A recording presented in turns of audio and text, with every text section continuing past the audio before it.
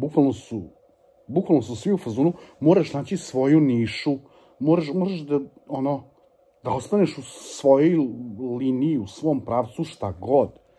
Htio sam da kažem stay in your line, ali razumete šta hoću da kažem. Samo što niko vam ne govori da su niše postale grobnice, jer ljudi te upakuju u jedan profil, u jedan paket, šta god, i zaborave na tebe.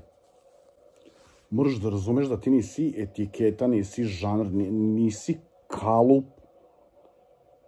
Jednostavno čovek si koji se menja, koji, menja prioritete, menja filozofiju svog života i jednostavno menja interesovanja i to je bukvalno sasvim normalno. Ok, algoritam to ne voli, ali neka pati algoritam.